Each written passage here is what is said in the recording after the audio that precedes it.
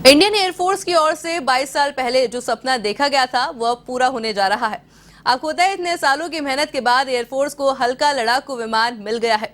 खास बात यह है कि नवरात्रि के अष्टमी के दिन यह एयरफोर्स के बेड़े में शामिल हुए हैं, जो अब सेना की शक्ति बढ़ाएंगे। रक्षा मंत्री राजनाथ सिंह की उपस्थिति में जोधपुर एयरबेस पर ये हेलीकॉप्टर एयरफोर्स के बेड़े में शामिल हुए। तो वहीं लाइट कम्बैक्ट हेलीकॉप्टर को एयरफोर्स को सौंपने से पहले धर्मसभा का आयोजन किया गया। इस दौरान चारों समुदाय के धर्मगुरु मौजूद रहे। तो वहीं राजनाथ ने कार्यक्रम को संबोधित करते हुए कहा कि एलएच को नवरात्र से अच्छा समय और राजस्थान की धरती से अच्छी जगह नहीं हो सकती। एलएच के शामिल होने से वायुसेना की शक्ति बढ़ेगी। सारी शक्ति का बड़ा सूचक है एलएच। देश के स्वदेशी तकनीक पर गर्व है। बता दें कि करीब 3,885 करोड़ की लागत से बने 15 एलसीएच फौज में शामिल हो रहे हैं।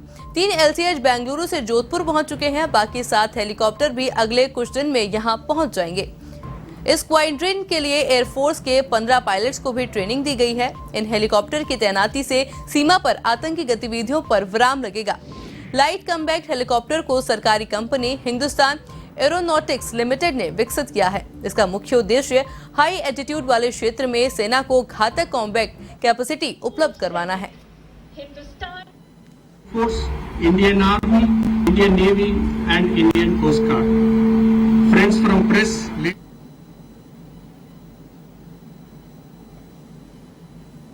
आज इंडियन एयरफोर्स में देश के प्रथम इंडिजिनस लाइट कम्बैट हेलीकॉप्टर का इंडक्शन हो रहा है।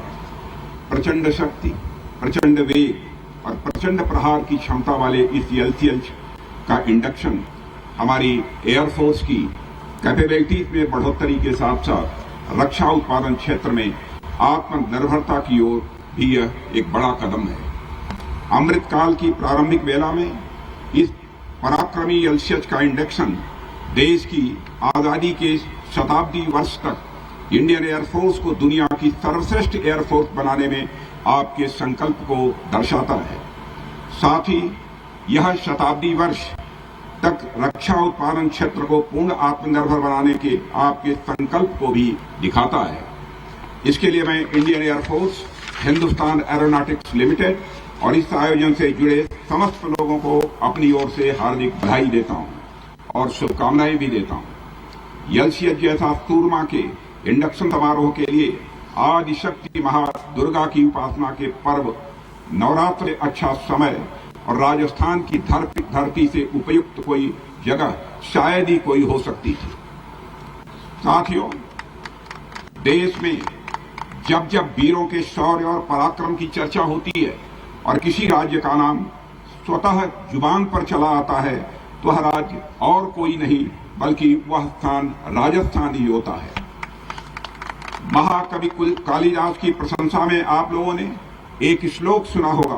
कहा गया है, पुरा कवि नाम गणना प्रसंगे कनिष्ठिका तिष्ठति कालिदासः, यानी कवियों की गणना में कालिदास का नाम कनिष्ठिका अंगुली पर आता है।